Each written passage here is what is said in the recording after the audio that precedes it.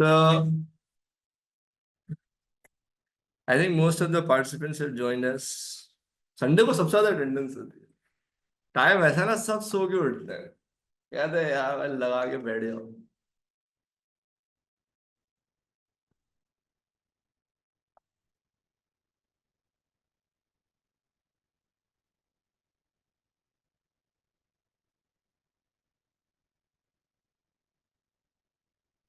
Why are you taking class on this special occasion? This is a special occasion for me, not for you guys. So responsibilities are equally important. Anyways, I think most of the participants have joined us, and I think we can resume our discussion. तो कल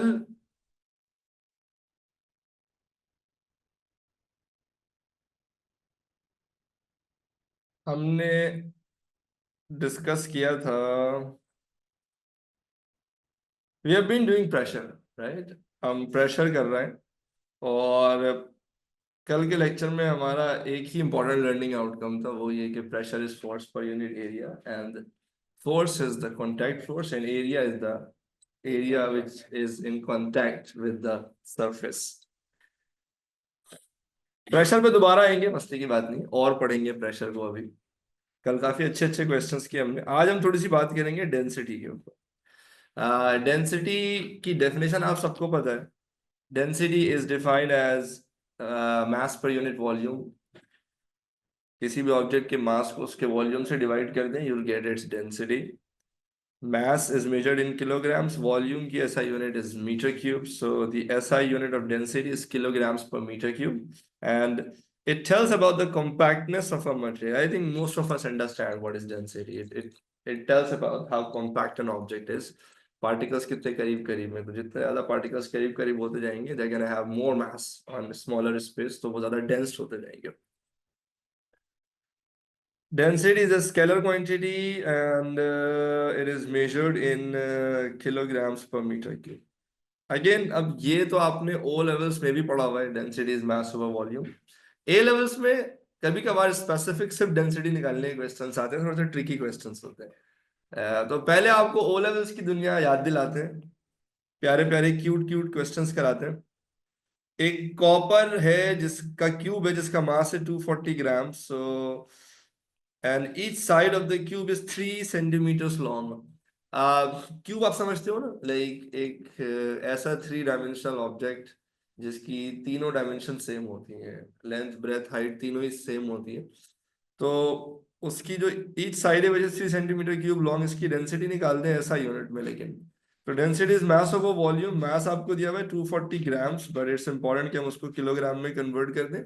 तो I can divide it with 1000, और I can simply multiply it with 10⁻³ volume, एक cube का volume होता है L cube. Like कोई भी एक लेंथ पकड़ लो, उसको उसकी पावर, क्योंकि L into L into L L cube हो जाएगा ना। तो एक लेंथ है 3 सेंटीमीटर, तो 3 × 10⁻² कर दे, ताकि वो सेंटीमीटर से मीटर में कन्वर्ट हो जाए। ये लेंथ आ गई, इसकी पावर 3 लगा दी मैंने, ताकि ये लेंथ क्यूब हो जाए। And now the density is 8900 kilograms per meter cube। ठीक है भाई, सीन ऑन है। अगला पार्ट भी आसान है। Density of steel is 7850 kilograms per meter cube। Calculate the mass of steel sphere of radius 0.515 meters। तो density is mass over volume. Volume is 4/3 pi r cube। And density की जगह मैं लिख देता हूँ 7850। स्फीयर है ना, इसलिए मैंने 4/3 pi r cube volume use किया।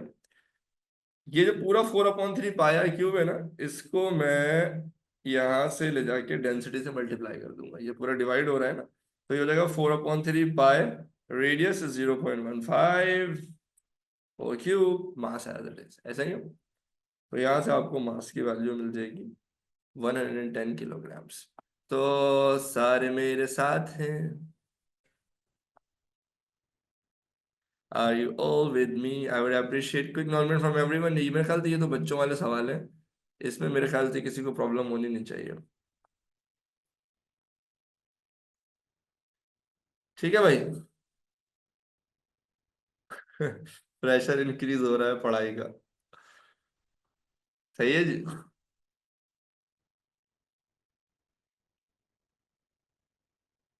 तुम लोगों ने वो शेर नहीं सुना है ना, या तलखी अय्याम अभी और बढ़ेगी, या अहले सितम मश्क सितम करते रहेंगे।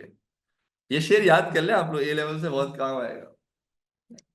तलखी अय्याम, तल्ख का मतलब करवाहट, अय्याम मतलब वक्त, यानी जो कड़वा मुश्किल वक्त है ये अभी और बढ़ेगा।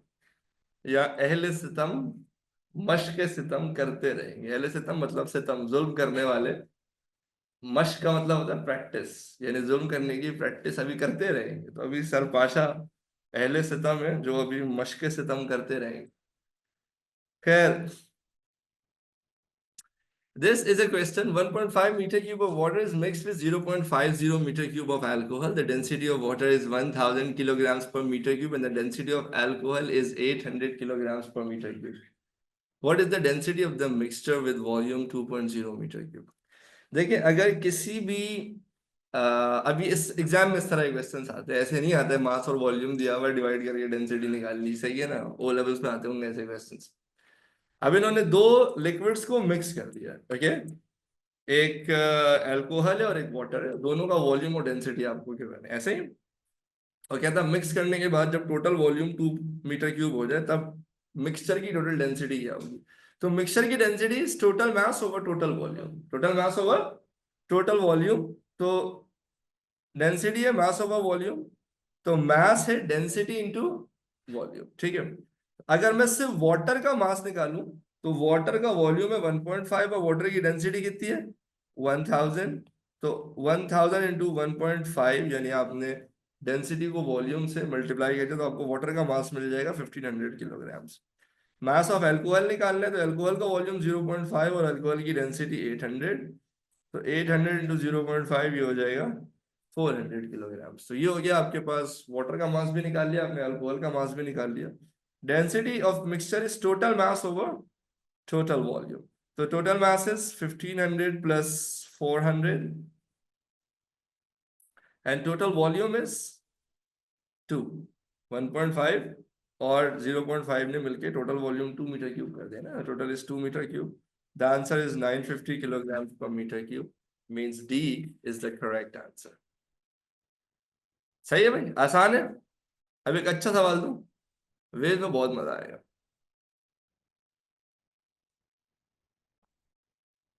Hello everyone, are you all with me? सारे मेरे साथ हैं, इजी पीजी लेमन फ्रीजी। Let's bring some more excitement to it. चलो भाई, पर्टिकुलरली वो बच्चे जिनको थोड़ी सी मैथ्स जिनकी अच्छी है और जो थोड़ा फिजिक्स के सच्चे आशिक हैं, उनके लिए मैं ये क्वेश्चन स्क्रीन पे थ्रो कर रहा हूँ और मैं आपको पूरा 1-1.5 मिनट दे रहा हूँ। एंड प्लीज इस क्वेश्चन को सॉल्व करें। एक गिलास पानी भी ले, ये आंसर आ रहा है और बहुत से लोग, अच्छा पहली बात है देखो, जिनका भी डी आ रहा है ऐसे नहीं, वो थोड़ा सा, वो कह रहे हैं एक की डेंसिटी रॉ थी दूसरे की 2 रॉ थी, मिक्स करने के बाद डेंसिटी 3 रॉ हो जाएगी। देखो ऐसा नहीं करो यार, देखो इस तरह से नहीं करो यार, सही है। ये बिल्कुल ऐसा ही है कि तुम्हारे पास एक चाय थी 100 डिग्री सेल्सियस, फिर एक और कप चाय थी 100 डिग्री सेल्सियस, तुमने दोनों को मिक्स कर दिया तो क्या चाय का टेम्परेचर 200 डिग्री सेल्सियस हो जाएगा? बेशर्मो, सही है। हर चीज सिंपली ऐड नहीं हो जाती है, थोड़ा सा दिमाग लगाना पड़ेगा। Okay, so the rule is simple. You want to figure out the total density of the mixture? It's total mass over total volume. Okay. So density of the mixture. Now, it's important to note that this is a very critical information given in the question, that a mass of liquid density rho is mixed with an equal mass of another liquid. So I don't know दूसरा मास कितना है, but मुझे इतना पता है कि जितना पहला है उतना ही दूसरा है, दोनों का मास सेम है। This is a very critical information given in the question. हाँ, लेकिन दूसरे वाले की डेंसिटी कितनी है 2 रो है। तो मुझे नहीं पता मास कितना है, बट अगर एक का मास है तो दूसरे का मास भी m है, बिकॉज इक्वल मासेस है ना जो मिक्स हुए। तो total mass is going to be m plus m। अच्छा, total volume is going to be V1 plus V2. It's also important to understand that two objects with different densities and same mass cannot have same volume. ठीक है ना? तो आप दोनों का volume we we नहीं कर सकते, दोनों का मास अगर सेम है तो वॉल्यूम डेफिनेटली डिफरेंट होगा। देखिए ना, आप टोटल मास हो गया 2m, डेंसिटी है मास ओवर वॉल्यूम, तो वॉल्यूम बराबर हो जाएगा मास ओवर डेंसिटी के, मास तो सेम है, तो जिसकी डेंसिटी ज्यादा होगी उसका वॉल्यूम कम होगा, जिसकी डेंसिटी कम होगी उसका वॉल्यूम।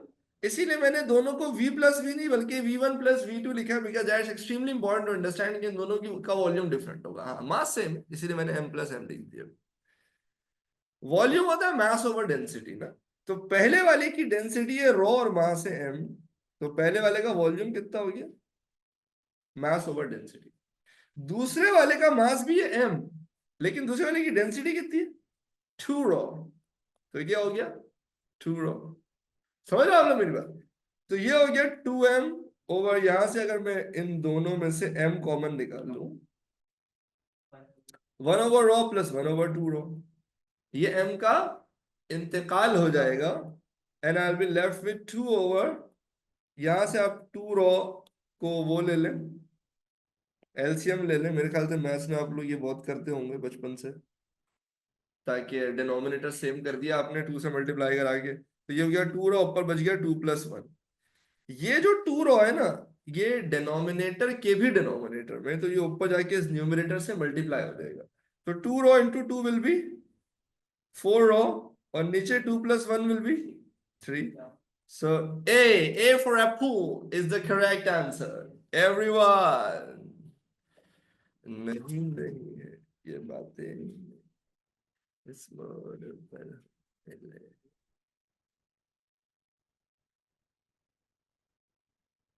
हाँ टोटल असल में ये असाविर अरशद, ये this is a good question. वो क्वेश्चन में उनके लिए लिखना ऐसे जरूरी है कि अक्सर ऐसा होता है कि दो लिक्विड्स को जब आप मिक्स करते हो ना, तो they can react, they can get dissolve, बड़े मसले होते हैं, जिसके लिए जरूरी नहीं है कि दोनों का वॉल्यूम, टोटल वॉल्यूम जो है ना वो इंडिविजुअल वॉल्यूम्स के सम के बराबर हो।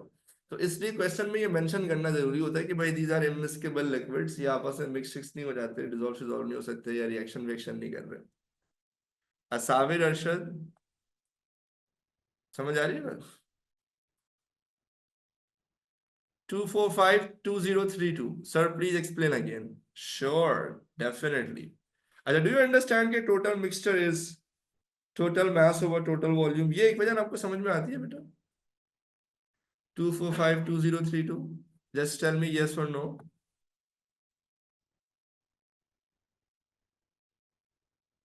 सही है। अच्छा, एक का मास है, तो दोनों का मास सेम था ना, तो m प्लस m हो गया 2m। पहले वाले का वॉल्यूम, वॉल्यूम किसके बराबर है, मास ओवर डेंसिटी के ना, तो पहले वाले की डेंसिटी ये क्वेश्चन में दिया हुआ है रॉ, और मास हमने m अज्यूम किया हुआ है, तो पहले वाले का वॉल्यूम हो गया m अपॉन रॉ। ये समझ आ रहा है आपको? जस्ट टेल मी यस और नो, ओके। 2032 सही है। अच्छा, दूसरे वाले का मास तो वही है लेकिन डेंसिटी है 2 रॉ, तो ये हो गया मास ओवर 2 रॉ। ये बात समझ में आ रही है बेटा?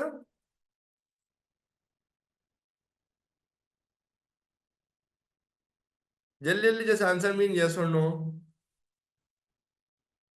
V1 and V2 are definitely different. देखिए, दो ऑब्जेक्ट्स के अगर मासेस सेम है और डेंसिटी डिफरेंट है, तो दोनों का वॉल्यूम डिफरेंट ही होगा, सेम हो नहीं सकता है।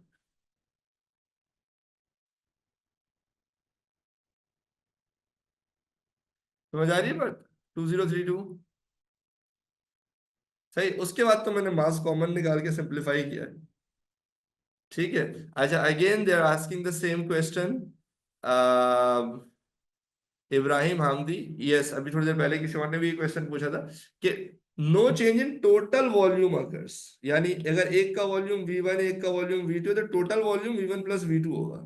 यानी जब आप मिक्स करोगे तो टोटल वॉल्यूम उन दोनों के इंडिविजुअल वॉल्यूम्स के सम के बराबर ही होगा। कभी कभार ऐसा होता है लिक्विड्स मिक्स करते हैं, रिएक्ट कर जाते हैं, जिसकी वजह से वॉल्यूम में डिफरेंस आ जाता है, तो वो यहाँ पे नहीं हो रहा है।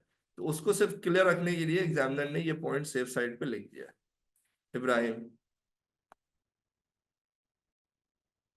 अगर न्यूमरेटर का डिनोमिनेटर हो तो वो मेन डिनोमिनेटर से मल्टीप्लाई हो जाएगा। हाँ बिल्कुल ऐसा ही है, बिल्कुल ऐसा ही है, 4086 बिल्कुल ऐसा ही है। ये 2 रॉ जाके इससे मल्टीप्लाई हुआ है, डिनोमिनेटर का डिनोमिनेटर ऊपर न्यूमरेटर से मल्टीप्लाई हो गया, ठीक है। अच्छा जी, अब एक छोटा सा कॉन्सेप्ट पढ़ते हैं everyone, which is pressure in liquid. तो मेरे भाई यूनिफॉर्म सिलेंडर है और उसमें ब्लू है पानी पानी, और इस सिलेंडर का जो क्रॉस सेक्शनल एरिया है वो है ए, और उसके अंदर जो वाटर की हाइट है डेट इज एच, ओके। और सिलेंडर इक्विलिब्रियम में, ना ऊपर एक्सेलरेट कर रहा है ना नीचे एक्सेलरेट कर रहा है, और है भी बिल्कुल हॉरिजॉन्टली प्लेस्ड। तो इस सिचुएशन में जो वाटर का वेट होगा ना वही नॉर्मल कॉन्टैक्ट फोर्स के बराबर होगा। तो बिल्कुल हॉरिजॉन्टल सिचुएशन में जो वेट ऑफ द वाटर है that will produce the pressure. तो the weight of the liquid causes a pressure at the base of the surface area A. तो वो लिक्विड कितना प्रेशर प्रोड्यूस कर रहा है बेस पे हमें वो निकालना है। तो pressure is force upon area, और फोर्स इस लिक्विड का वेट है ना, which is mg, area as it is. अच्छा, आपको पता होना चाहिए density is mass over volume. तो density into volume is mass. तो मैंने मास की जगह डेंसिटी इंटू वॉल्यूम लिख दिया, g एज इट इज और a एज इट इज। अगर मुझे इस पानी का वॉल्यूम निकालना है तो मैं एरिया को हाइट से मल्टीप्लाई कर सकता हूँ, आसान है। तो मैं क्या करूंगा, मैं कहूंगा volume is area into height, density as it is इस वॉल्यूम की जगह मैं लिख दूंगा area into height, g as it is और ए एज इट इज। तो मैंने रॉ की जगह रॉ लिख दिया, जी की जगह जी लिख दिया, ए की जगह ए लिख दिया, और इस वी की जगह मैंने क्या लिख दिया, एरिया इंटू हाइट। एरिया का इंतकाल हो जाएगा, pressure will be rho h g या रो जी एच। मेरे ख्याल से ये जो प्रेशर ड्यू टू लिक्विड की इक्वेशन है ये आपने ओ लेवल्स में पढ़ रखी है, बट ये आई कहाँ से, आई थिंक ये ओ लेवल्स में नहीं पढ़ाते हैं। ये डेरिवेशन बिल्कुल हमारे सिलेबस का पार्ट है। तो एग्जाम में आप देखेंगे कभी 2-2 3-3 मार्क का आ जाता है कि भाई आप प्रूफ करें कि pressure is equal to rho g h, यानी pressure due to liquid rho g h के बराबर है। ये कैसे प्रूफ हुआ, तो बहुत सिंपल है। आप बस लिख देना भाई pressure is force upon area. Force liquid का वेट ही है ना, क्योंकि आप प्रेशर ड्यू टू लिक्विड निकालना चाह रहे हो। तो वेट की जगह mg, मास की जगह डेंसिटी इंटू वॉल्यूम, वॉल्यूम की जगह एरिया इंटू हाइट, वो खुद ही सिंप्लीफाई होगी क्या आ जाएगा, रो जी एच। तो 2 से 3 स्टेप की डेरिवेशन है ये, और ये एग्जाम में अक्सर पूछी जाती है, डायरेक्टली पूछी जाती है एग्जाम में, और यूज भी करते हैं रो जी एच, अभी हम बहुत यूज करेंगे।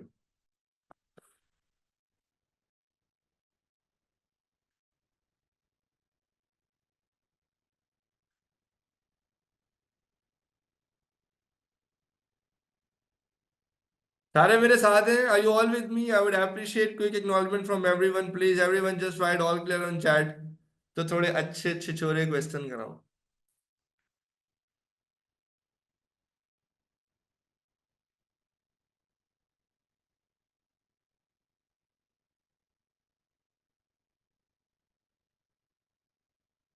नहीं नहीं है ये बातें नहीं, फिर इस रोड पर हम मिले हैं। Okay, so I personally like this question. This question is extracted from Pacific Physics, वो बुक जो मैंने आपको वैसे ही बहुत रेकमेंड किया हुआ है। What is the pressure on the base of a tank? एक यूनिफॉर्म क्रॉस सेक्शनल एरिया का टैंक है आपके पास, और उस टैंक में भी ब्लू है पानी पानी, it's filled with water, okay. And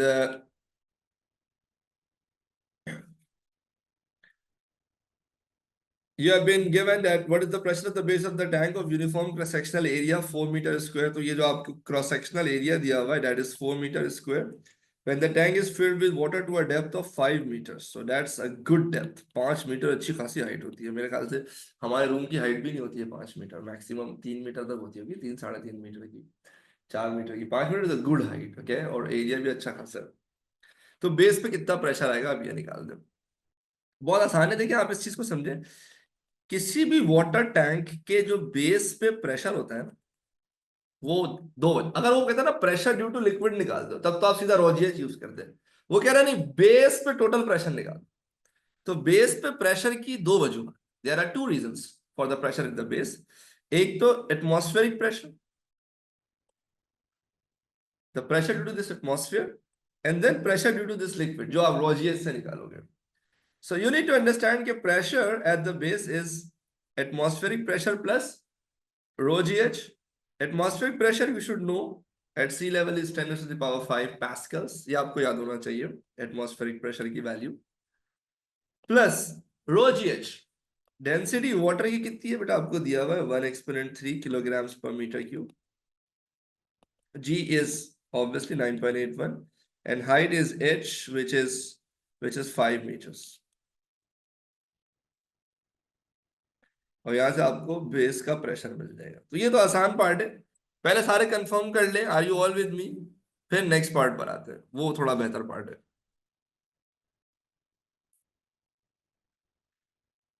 हाँ इस अभी जो एटमॉस्फेरिक प्रेशर है ना, वो वाटर के सरफेस पे एक्ट कर रहा होगा। एटमॉस्फेयर तो पानी के ऊपर एक्ट कर रहा है ना, फिर पानी सरफेस के ऊपर है, इसलिए आपको एटमॉस्फेरिक प्रेशर प्लस वो 4171, समझ रहे हो मेरी बात।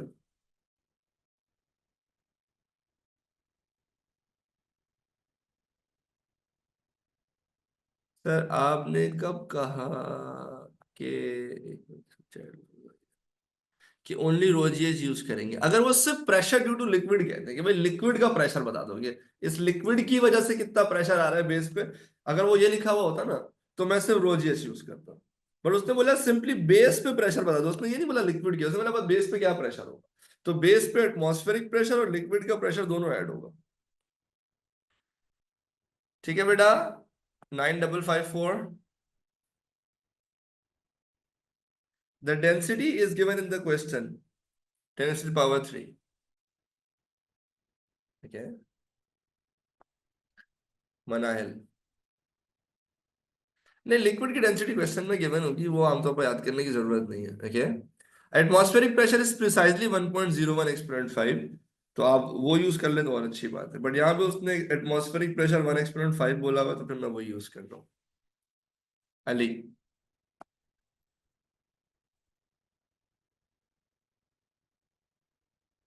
क्वेश्चन में जब लिखा हुआ होगा ना कि भाई सिर्फ प्रेशर ड्यू टू लिक्विड निकाल दो, तब आप रोजियस यूज करोगे ना।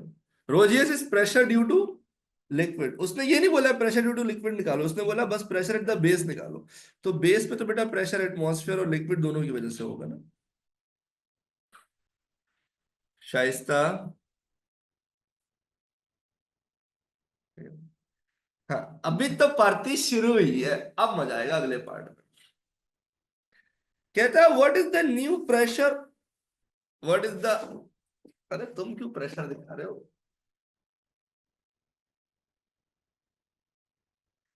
हाँ भाई, what is the new pressure on the base of the tank when a wood block of volume 1 meter cube floats on the water in the tank। अब हमने शिशोरपन यही किया कि पानी के ऊपर हमने एक लकड़ी का ब्लॉक, लकड़ी का तख्ता, वुडन ब्लॉक लाके रख दिया। यही सिचुएशन है, वही पानी है, बट अब एक वुडन ब्लॉक है जो मैंने उसके ऊपर लाके रख दिया। ओके, जो इस पर फ्लोट कर रहा है। अब अगर वो मुझसे सिर्फ प्रेशर ड्यू टू लिक्विड बोले तो मैं रोजियस लगा दूं, ठीक है ना। अगर ऐसी भी सिचुएशन हो ना कि फॉर एग्जांपल एक सिलेंडर है जिसमें मेरे पास जरा ये हटा देता हूँ, पहले एक्सप्लेन कर देता हूँ फिर हटा दूँ। जिसमें लेट से मेरे पास दो इमिस्केबल लिक्विड्स हो, ठीक, गौर से सुनना। अगर मेरे पास ऐसी सिचुएशन हो जिसमें मेरे पास दो इमिस्केबल लिक्विड्स हो और मुझसे कोई कोई भाई बेस का प्रेशर निकाल दो, तो भी इतना प्रॉब्लम नहीं, तब भी मैं बस पता क्या करूंगा, मैं ये करूंगा कि मैं पहले atmospheric pressure plus pressure due to this liquid plus pressure due to this liquid, समझ लो, रोजेज रोजेज लगा के इन तीनों को ऐड कर दूंगा कि भाई atmospheric pressure plus atmospheric pressure plus pressure due to this liquid and pressure due to this liquid निकाल के बेस का प्रेशर निकाल दूंगा। बट यहाँ पर छिचोरपन ये है कि लिक्विड के ऊपर सॉलिड फ्लूइड कर रहा है। अब जाहिर है तो सॉलिड का भी अपना वेट होगा, जिसकी वजह से प्रेशर तो बढ़ेगा बेस पे। अब मैं प्रेशर कैसे निकालूं, तो अगर ये लिक्विड है और उसके ऊपर सॉलिड फ्लोट कर रहा है, तो फिर यहाँ पे बेहतर है कि आप रॉजियस यूज ना करें, क्योंकि वो सॉलिड्स के क्या कहते हैं डिस्ट्रीब्यूशन भी बड़े मसले की। उसके बाद एक काम करो, बैक टू औकात, back to old school, pressure is force upon area. भाई वो तो हमेशा ही एप्लीकेबल है ना, रॉ जीएच भी तो फोर्स अपॉन एरिया से ही आया था ना। तो एक काम करते हैं, ब्लॉक का वेट निकालते हैं और पानी का वेट निकालते हैं। तो टोटल वेट आ जाएगा ब्लॉक और पानी का, जो कि बेस पे ऐड कर रहा होगा। फिर कंबाइंड प्रेशर निकाल लेंगे। तो total weight of block and water, ठीक है। अच्छा, वेट निकालेंगे कैसे? पहले दोनों का मास चाहिए होगा, फिर उसको जी से मल्टीप्लाई कर देंगे। तो सबसे पहले मैंने क्या किया, सबसे पहले मैंने ये जो 1.0 है ना, ये ब्लॉक का वॉल्यूम है। क्या है?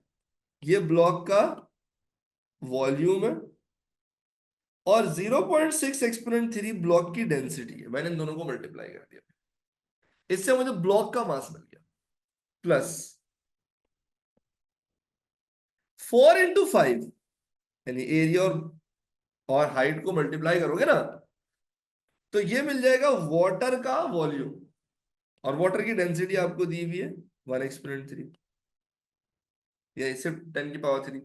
दोबारा देखो, एरिया इंटू लेंथ से ये आपने वाटर का वॉल्यूम निकाला, और ये वाटर की डेंसिटी। तो वॉल्यूम को डेंसिटी से मल्टीप्लाई किया, ये क्या आ गया? ये वाटर का मास आ गया। ये ब्लॉक का वॉल्यूम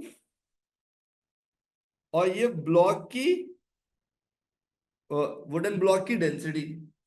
तो इधर वॉल्यूम को डेंसिटी से मल्टीप्लाई किया, तो ये क्या है? ब्लॉक का मास। ये क्या है? वाटर का मास। समझ आ रहा है आप लोगों को? अब जब मैं इन दोनों को ऐड करूंगा, मुझे टोटल मास मिल जाएगा ना।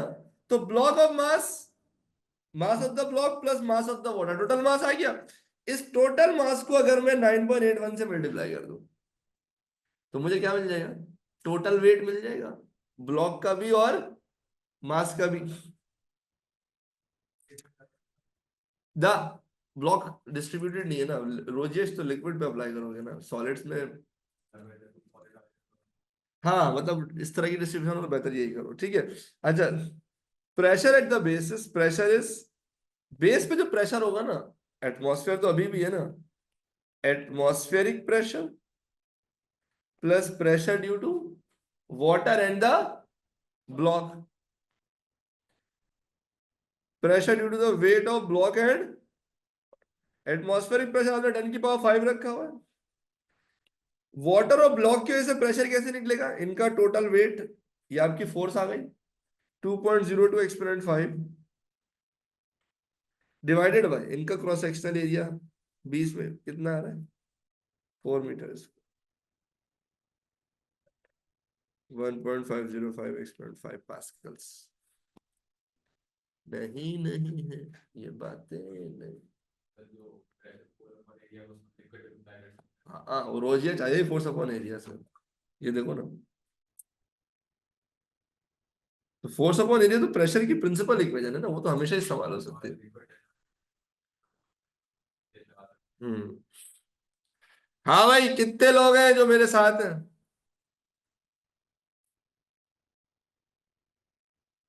ठीक है, जिनको क्लियर है वो लिखे ऑल क्लियर, और जिनको समझ नहीं आया वो प्लीज लिखे प्लीज एक्सप्लेन अगेन।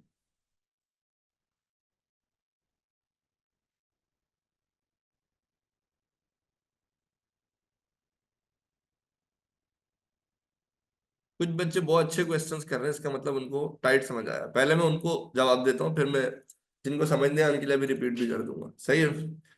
हसान ने बड़ी अच्छी बात की सर, बॉक्स और वाटर का क्रॉस सेक्शनल एरिया डिफरेंट है। हाँ ना, यही तो मसला है। और क्योंकि तुमने उसने ना तुम्हें जो बॉक्स है ना उसका क्रॉस सेक्शनल एरिया दिया भाई, उसने बस डायरेक्ट वॉल्यूम दे दिया बॉक्स का। तो अभी किसी ने पूछा था ना कि सर अगर हम पहले से वुडन बॉक्स का प्रेशर निकालें, महमूदुल हसन तुम वुडन ब्लॉक का प्रेशर निकालोगे कैसे? उसने एरिया ही नहीं दिया हुआ है, डायरेक्ट वॉल्यूम दिया हुआ है। तुम्हें क्या पता कि बेस पे कितना कॉन्टेक्ट में है? महमूदुल हसन, मेरी बात समझ आ रही है?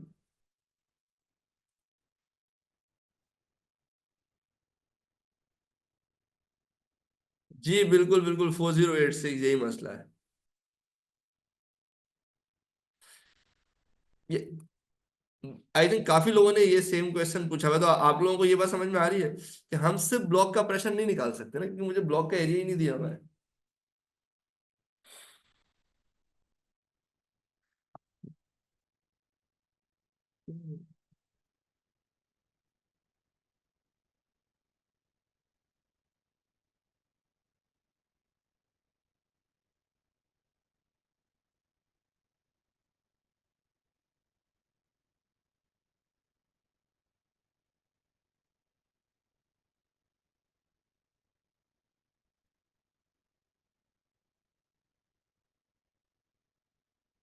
आप फिर कर सकते थे अगर बेस एरिया पता होता। अच्छा, अब मुझे एक सवाल का जवाब दे दें आप सारे। अब वो लोग प्लीज कमेंट करें जिनको, जो चाहते हैं कि मैं इसको रिपीट कर दूं।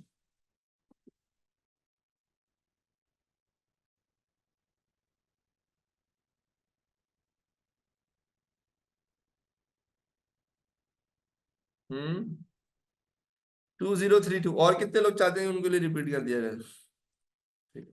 चलो भाई, इब्राहिम, सुलेमान। चलो अब मेरी बात गौर से सुनो। तुम लोगों को सिचुएशन समझ में आ रही है कि पहले सिचुएशन ये थी कि आपके पास बस एक लिक्विड था, लिक्विड के ऊपर ब्लॉक आ गया। ठीक है। और मुझे चाहिए बेस पे प्रेशर। तो if I want the pressure at the base ना, तो अब मैं सिर्फ रो जीएस लगाने कोई फायदा नहीं ना, उससे लिक्विड का प्रेशर तो मिल जाएगा। ब्लॉक की वजह से जो एडिशनल प्रेशर आ रहा है वो मैं कैसे निकालूंगा? तो उसका सबसे आसान तरीका ये है कि मैं ब्लॉक और लिक्विड दोनों का टोटल वेट निकाल लूं। ठीक है। और फिर फोर्स अपॉन एरिया से ब्लॉक और लिक्विड का कंबाइंड वेट की वजह से जो प्रेशर आ रहा है वो निकाल लूं। पहले मुझे बताओ, ये बात समझ में आ रही है आप सबको, जिन जिन ने भी रिपीट करने का है? अप्रोच समझ आ रही है?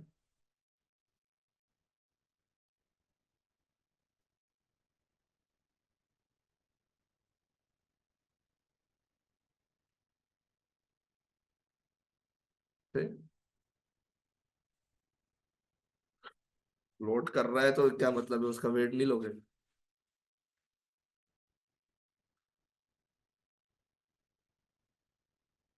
हाँ हाँ, वही फोर्स लगाएगा भाई, जाहिर सी बात है इब्राहिम।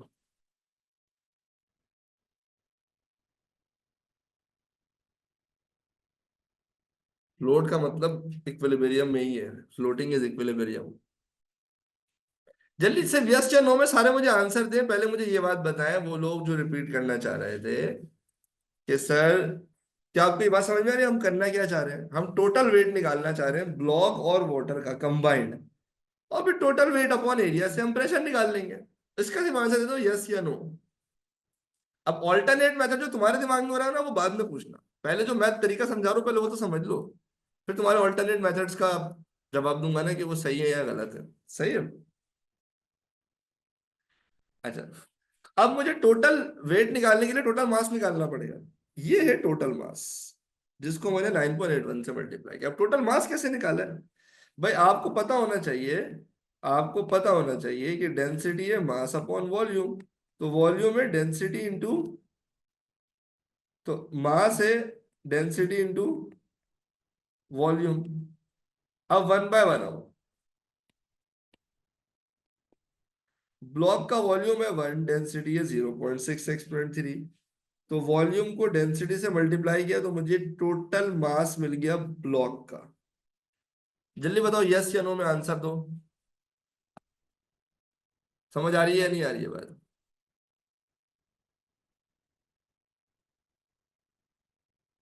जैसे आंसर मीन यस और नो, जल्दी जल्दी जवाब दो यार, कि ब्लॉक का मास कैसे निकला, ये बात समझ आ रही है?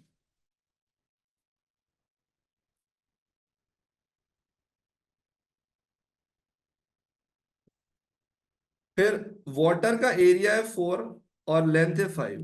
4 × 5 से वॉल्यूम मिला, और वाटर की डेंसिटी कितनी है 10⁻³ तो ये मुझे मिल गया वाटर का मास। इसका आंसर दे जल्दी, यस या नो, समझ आ रहा है या नहीं आ रहा है? बाकी क्वेश्चंस बाद में। सही है। तो ये आपके पास मिल गया टोटल मास। इसको आपने 9.1 से मल्टीप्लाई किया, मास को जी से मल्टीप्लाई करोगे तो तुम्हें ये टोटल वेट मिल गया ऑफ ब्लॉक एंड वाटर। सारे क्लियर है? अब तुम्हें चाहिए प्रेशर एट द बेस ना, तो तुम्हारे बेस पे जो प्रेशर एक्ट कर रहा होगा ना, atmospheric pressure plus pressure due to the liquid and the box placed on on water, तो ये रहा atmospheric pressure plus pressure due to weight of block and water. तो ब्लॉक और पानी की वजह से प्रेशर कैसे निकालोगे? फोर्स अपॉन एरिया से। फोर्स क्या है? टोटल वेट, और एरिया कितना है? 4। ये आ गया आंसर। अब पहले मुझे सारे लोग सिर्फ ये बताएं कि जिस तरीके से मैंने सॉल्व किया है, क्या ये सबको समझ में आया?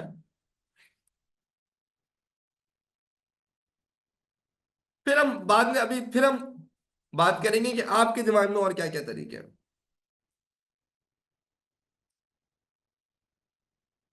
ठीक है।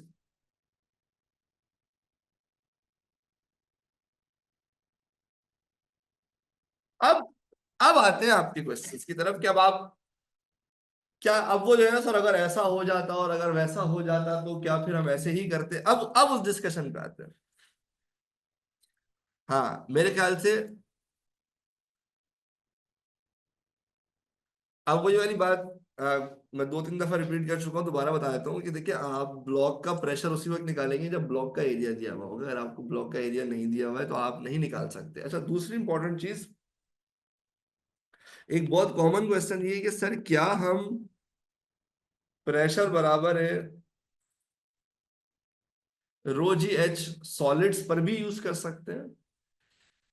देखिए, आप सॉलिड्स पर सिर्फ उस वक्त यूज कर सकते हैं जब आपको के पास सॉलिड बिल्कुल यूनिफॉर्मली शेप्ड हो। सही है। तो आप बिल्कुल बेस पे प्रेशर निकालने के लिए, उस सॉलिड के बेस पे निकालने के लिए भी रोजीएच यूज कर सकते हैं। बट इसको सॉलिड्स में नहीं यूज किया जाता है। उसकी एक बहुत बड़ी वजह ये है, उसकी एक बहुत बड़ी वजह ये है कि, और इसको प्रिसाइजली लिक्विड्स के ऊपर अप्लाई किया जाता है, इसलिए क्योंकि लिक्विड का हुस्न ये है कि अगर तुम्हारे पास कंटेनर का शेप यूं भी है ना, और उसमें लिक्विड प्रेजेंट है, ठीक है ना, तब भी प्रेशर एट द बेस का फॉर्मूला सेम होता है। असल में जो फर्क है ना वो ये है कि लिक्विड में सेम एल्टीट्यूड पे प्रेशर की वैल्यू क्या होती है? सेम होती है। सॉलिड्स में अगर ये मासेस इरेगुलर शेप के हो जाए ना, फिर कहानी कुछ और हो जाती है। इसलिए we do not prefer using this. दूसरी बात ये कि अगर किसी को इसके लिए सॉलिड के ऊपर रोजीएच यूज करना भी है, तो तुम्हें हाइट भी तो नहीं दी हुई है, तुम्हें सिर्फ वॉल्यूम दिया हुआ है। सिर्फ वॉल्यूम के बेसिस पे किसी के अच्छे भी प्रेशर नहीं निकाल सकते हैं, सिर्फ ब्लॉक का। अब वो अगर ये दिया हुआ होता, वो दिया हुआ होता, तो फिर साथ में कुछ और भी दिया हुआ होता है। आप समझ रहे हो मेरी बात?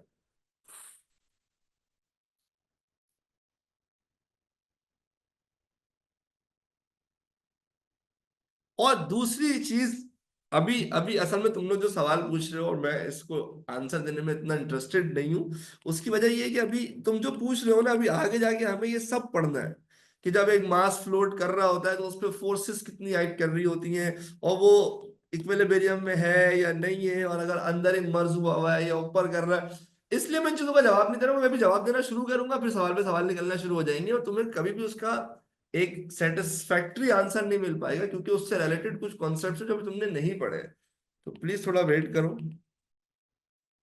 तुम्हें सारे सवालों के जवाब मिल जाएंगे। आगे बढ़ते हैं। Measurement of atmospheric pressure. देखिए, एक कंटेनर है, उस कंटेनर में ना लिक्विड प्रेजेंट है, ठीक है, और एक टेस्ट ट्यूब है, या कोई भी एक लंबी सी ट्यूब है जो मैं वैक्यूम करने के बाद लिक्विड में इमर्स करता हूँ। सही है।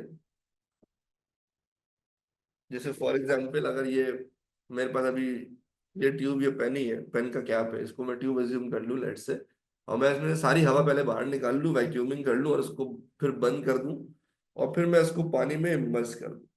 समझ रहे हो आप मेरी? तो मैं इसको जैसे ही पानी में इमर्स करूंगा ना, और फिर मैं अपना हाथ हटा दूंगा, तो सिचुएशन ये डेवलप होगी कि क्योंकि आपकी ये जो ट्यूब है इसके अंदर तो एयर है ही नहीं, बट बाकी चारों तरफ तो एटमॉस्फेयर है ना, तो जो एटमॉस्फेरिक प्रेशर होगा ना, वो क्योंकि चारों तरफ से ऐड कर रहा होगा तो वो लिक्विड को पुश करेगा। और इधर से तो कोई प्रेशर ही नहीं आ रहा क्योंकि यहाँ तो वैक्यूमिंग हुई है, तो यहाँ से लिक्विड का लेवल राइज करना शुरू हो जाएगा। आप समझ रहे हो मेरी बात? कि भाई क्योंकि आपके कंटेनर के अंदर वैक्यूमिंग हुई हुई थी, आपके ट्यूब के अंदर जो आपने इंसर्ट किया था वहां पे कोई प्रेशर ही नहीं था और चारों तरफ से प्रेशर आ रहा था, तो लिक्विड का लेवल क्या करेगा बेटा? राइज करना शुरू हो जाएगा। अच्छा, अब यहां से एक बड़ी इंटरेस्टिंग सिचुएशन डेवलप हुई। सही है।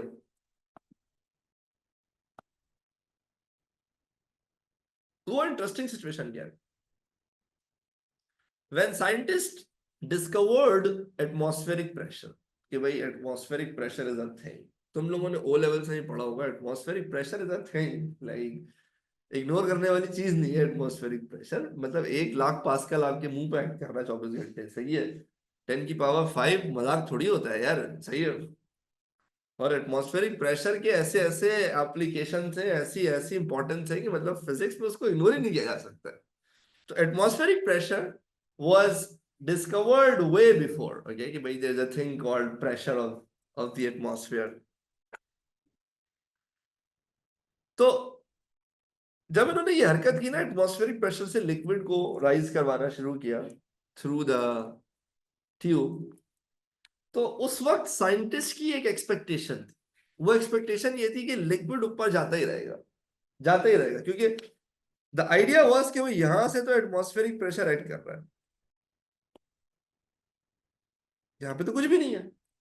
तो दे थॉट कि भाई उसूली तौर पे पानी को तो ऊपर जाते ही जाना चाहिए, जाते जाना चाहिए, रुकना ही नहीं चाहिए। तो वो तो इस मूड में बैठे हुए थे कि चौथे माले पे पानी ऐसे चढ़ाया करेंगे कि एयर निकाल देंगे, उधर से एटमॉस्फेरिक प्रेशर पानी को ऊपर भेजता रहेगा। तुम लोगों ने स्ट्रॉ यूज किया है ना, पता है ना स्ट्रॉ कैसे काम करता है? जब तुम स्ट्रॉ पानी में डाल के उसको सक करते हो, तुम पानी थोड़ी खींच रहे होते हो, तुम सिर्फ एयर सक करते हो। वैक्यूमिंग होती है ना, तो लिक्विड के चारों तरफ जो एटमॉस्फेरिक प्रेशर होता है वो क्या करता है, लिक्विड को ऊपर भेजता है और तुम मस्त चुस्की लेना शुरू हो जाते हो। सही है। बट इन प्रैक्टिकल, अब जाहिर सी बात है तुम्हारी स्ट्रॉ तो इतनी लंबी छोटी सी होती है, तुम वही स्ट्रॉ 4 मीटर की कर दो तो पानी थोड़ी ऊपर आएगा। सही है। तो अब पानी क्यों नहीं ऊपर आ पाता है? उसकी वजह ये होती है कि जब यहां से लिक्विड का लेवल राइज करना शुरू करेगा ना,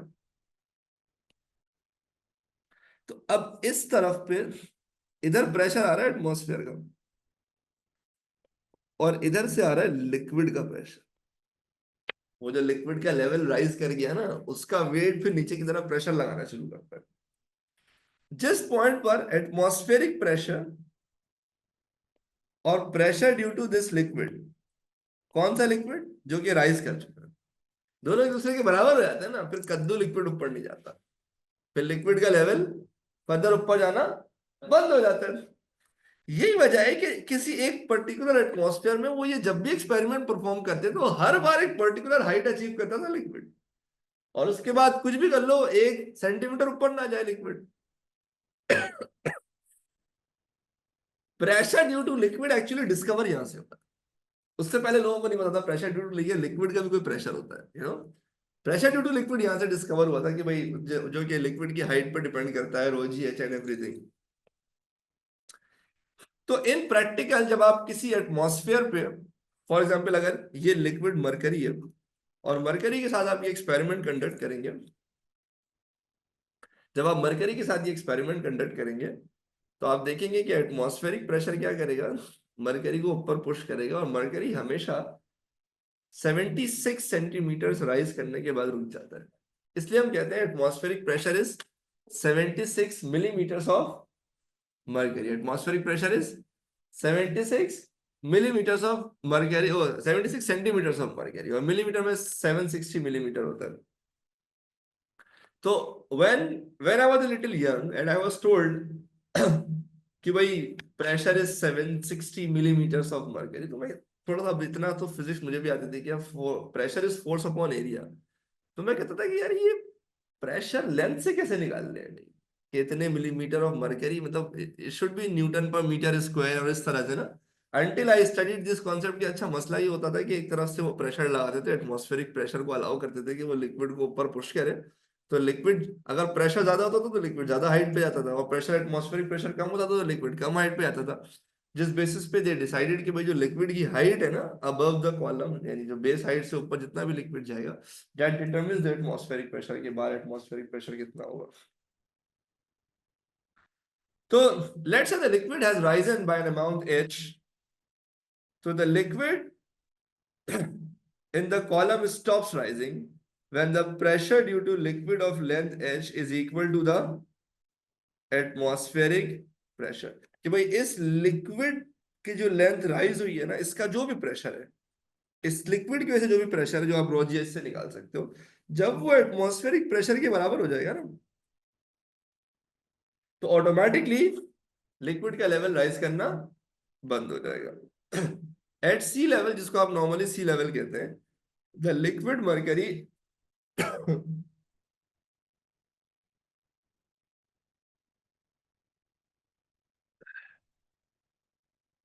level rises by 760 millimeters or 76 centimeters. Hence, atmospheric pressure is commonly called as 760 millimeters of mercury or 76 centimeters of mercury. तो इसको बैरोमीटर कहते हैं आमतौर पर। This is how we measure the pressure due to the liquid. अगर तुम check भी करना हो तो तुम चेक कर सकते हो। किसी को मरकरी की डेंसिटी पता है? 13,600। जी इज 9.81। अगर हाइट फॉर एग्जांपल 76 सेंटीमीटर्स है तो दैट इज 0.76 मीटर्स। यहाँ से आपको वैल्यू मिल जाएगी एग्जैक्टली 1.01 x.5 पास्कल्स, जो कि एक्चुअली जिसको आप एटमॉस्फेरिक प्रेशर कहते हैं। अब कुछ लोगों को तो बहुत मजा आया होगा इन सारी बातों को सुन के, और कुछ लोग के ऊपर से जा रहा होगा, तो जिनके ऊपर से गया वो प्लीज मुझसे कह दें रिपीट करना। लिक्विड टिल्ट कर दोगे तब भी वो उतनी हाइट पर ही जाएगा,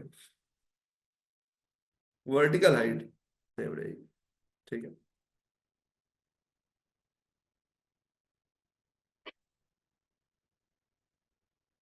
जिनको समझ आ गया पहले वो ऑल क्लियर लिख दो प्लीज।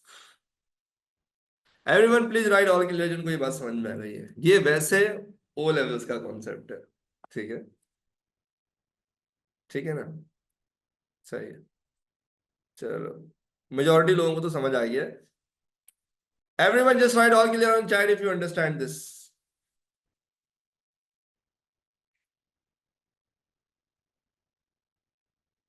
ठीक है भाई, चले अब वो लोग प्लीज चैट पे लिख दे जिनको समझ नहीं आया। हाँ, पहले question, sir why does liquid transfer from one container to another through tube if we create vacuum on it's.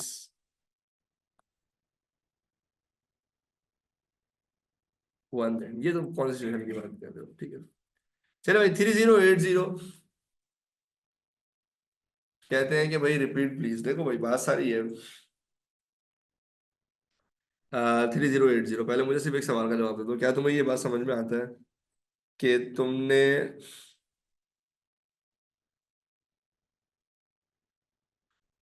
फिर मुझे यस या नो का आंसर देना, ठीक है। क्या तुम्हें ये बात समझ में आती है कि तुमने एक ट्यूब इंसर्ट किया है जिसमें ट्यूब के अंदर तुमने वैक्यूमिंग की हुई है, और बाकी एंड जो जो भी बीकर है जिसमें वाटर प्रेजेंट है, उसका जो बाकी लिक्विड का ओपन एंड है वो एटमॉस्फेयर से एक्सपोज्ड है।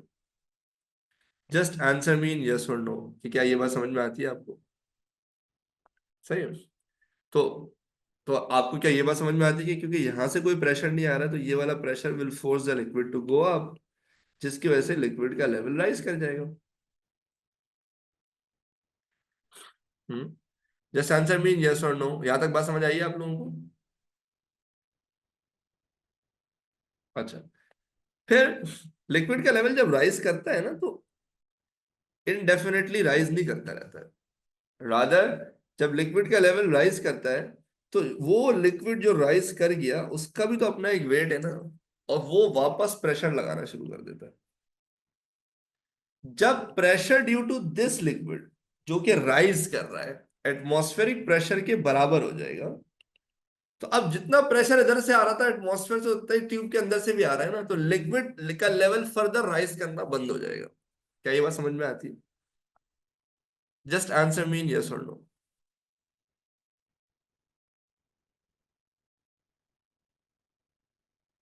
ठीक है। तो यही हम कह रहे हैं कि भाई एक पर्टिकुलर हाइट पे जाके लिक्विड का लेवल राइज होना बंद हो गया। The liquid in the column stops rising when the pressure due to the liquid of the length, जो भी लेंथ हाइट, जितनी भी हाइट ऊपर गया वो उसकी वजह से जो भी प्रेशर आ रहा था लिक्विड का वो बराबर हो गया, is equal to the atmospheric pressure. Okay, are you all with me? वो जितने भी लोग थे जो रिपीट करना चाह रहे थे बेटा, उनको समझ आ गई बात?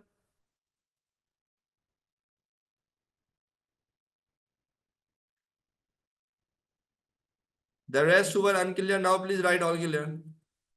अब प्रैक्टिकली जब आप सी लेवल पे जाते साहिल समुंदर पे, तो उस वक्त एक प्रैक्टिकल वैल्यू बता रहा हूँ कि जो वाटर का लेवल, वो मरकरी को अगर आप ऐसा लिक्विड यूज कर रहे हैं तो उसका जो लेवल राइज करता है वो कितना राइज करता है? 76 सेंटीमीटर्स, या मिलीमीटर में कहो तो 760 मिलीमीटर्स।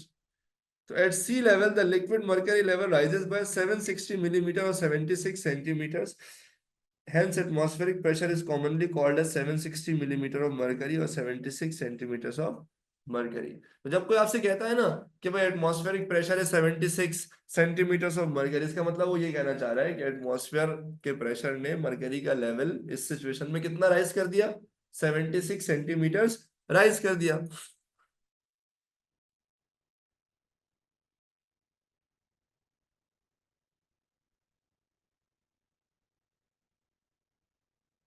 ये बात समझ में आती है आप लोगों को? दूसरा कहती है सर, जैसे आपने कहा था कि liquid stops rising when the atmospheric pressure and the liquid pressure becomes equal.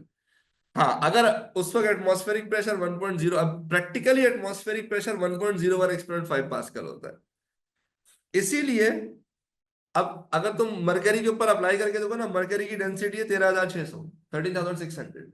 जी की वैल्यू है 9.81, रोजी ऐसे ही निकालोगे ना प्रेशर ड्यू टू लिक्विड। और हाइट कितनी है? 76 सेंटीमीटर, यानी 0.76 मीटर। सेंटीमीटर को अगर आप मीटर में कन्वर्ट करें तो वो एग्जैक्टली इतना ही आ रहा है। इसका मतलब एटमॉस्फेरिक प्रेशर इतना ही है। अगर फॉर एग्जाम्पल आप किसी ऐसे एटमॉस्फेयर में चले जाए जहां पे एटमॉस्फेरिक प्रेशर ज्यादा हो, तो ये लिक्विड 76 सेंटीमीटर से भी ऊपर जाएगा। समझ रहे हो आप मेरी बात? क्योंकि एटमॉस्फेरिक प्रेशर ज्यादा है ना, तो लिक्विड भी और ऊपर जाता रहेगा जब तक कि pressure due to liquid atmospheric pressure के बराबर ना हो जाए। दूसरा, अगर आप फॉर एग्जाम्पल पहाड़ी इलाकों में चले जाए ना, आपके अपने कंट्री में नॉर्दर्न एरियाज में बहुत हाई एल्टीट्यूड है, वहां पे एटमॉस्फेरिक प्रेशर कम होता है, तो वहां पे मरकरी 76 सेंटीमीटर थोड़ी राइज करता है, वहां पे 70 सेंटीमीटर से उससे भी कम राइज करके रुक जाता है, क्योंकि एटमॉस्फेरिक प्रेशर कम है तो लिक्विड भी उतना राइज नहीं करेगा। यूसरा खान, ये आमतौर पर होता है सी लेवल पर। बोलो ना।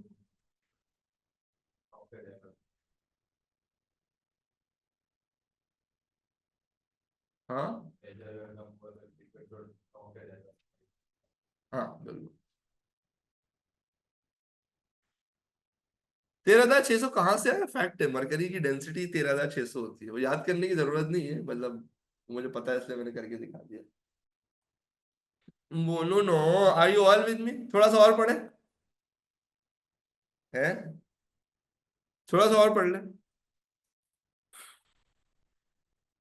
देखो मुझे तो पार्टी करने जाना है नहीं, मुझे तो अभी जाना है, क्या कहते हैं, वो करना है, शॉपिंग करने जाना है।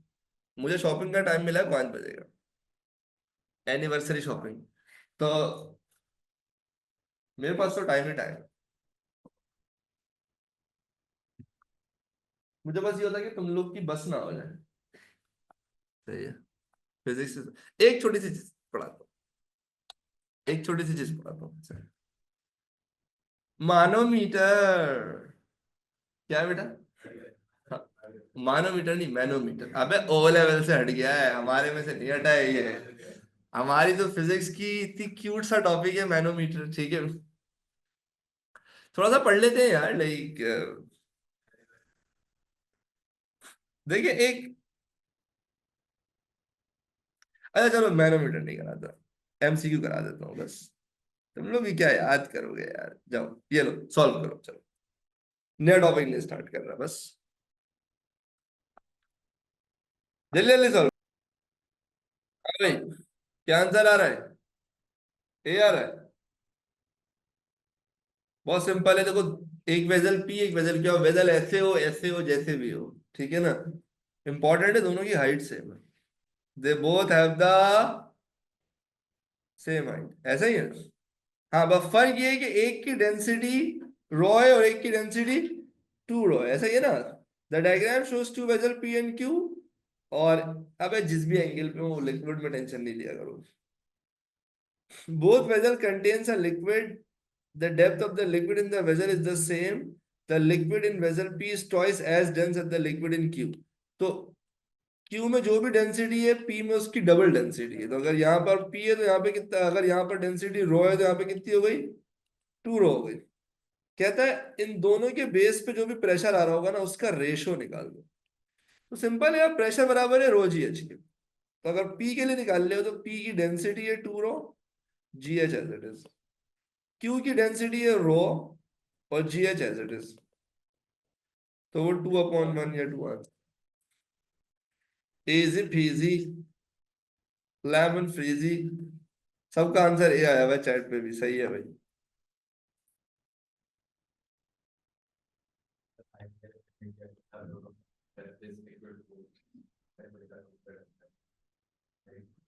एक एक एक एक एक एमसीक्यू है, एक एमसीक्यू है, आखिरी आखिरी, उसके बाद छुट्टी। इसका आंसर बताओ चलो, पेपर निकालो, पेन निकालो, कैलकुलेटर निकालो, इसका आंसर बताओ। तो प्यार हो गया है, जानने दे। आखिरी पक्का, इससे लास्ट क्वेश्चन, बट प्लीज आप लोग ट्राई करो। फॉर डायनासोर बहुत से लोगों का आंसर आ गया।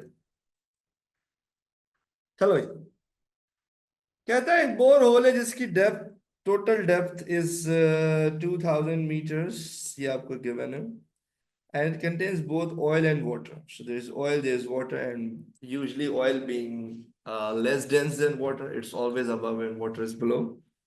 The pressure due to the liquid at the bottom of the borehole is 17.5 megapascal. So base पे ये pressure, the density of the oil is this and the density of water is this. What is the depth x of the oil? Pressure at the bottom is obviously oil और water, दोनों का ही pressure हम count करेंगे, सही है। Total pressure आपके पास 17.5 mega pascal है, mega is 10⁶।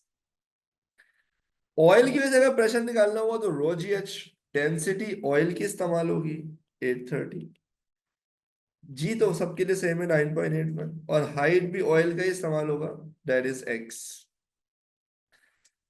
Pressure due to water के लिए like rho g h, again density now I will be using for water, G is same for everything, तो यहाँ पे भी G की value is 9.81. Now for water the height is going to be equal to, if this is 2000, this is x, so this is going to be 2000 minus x. Okay, इस पूरी expression में, इस पूरी एक्सप्रेशन में सिर्फ x को ही मुझे subject बनाना है, ऐसे ही है। इस पूरी एक्सप्रेशन में मुझे सिर्फ x को सब्जेक्ट बनाना है। x is 1270, जिन जिन का भी D आंसर आया था वो करेक्ट आंसर।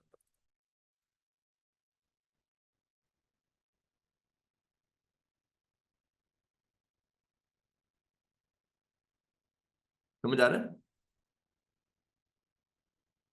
ठीक है भाई, 20 रुपए दिखाए। चलो इस अपनेपन के साथ के अपना और अपने घर वालों का बहुत ख्याल रखिएगा। इंशाल्लाह आपसे कल भी मुलाकात होगी, परसों भी मुलाकात होगी, अगले 1-2 हफ्ते थोड़ा सा आपको मुझे जरूरत से ज्यादा बर्दाश्त करना पड़ेगा, फिर पार्टी है, फिर लंबा गैप है। अपना ख्याल रखिएगा, अल्लाह हाफिज।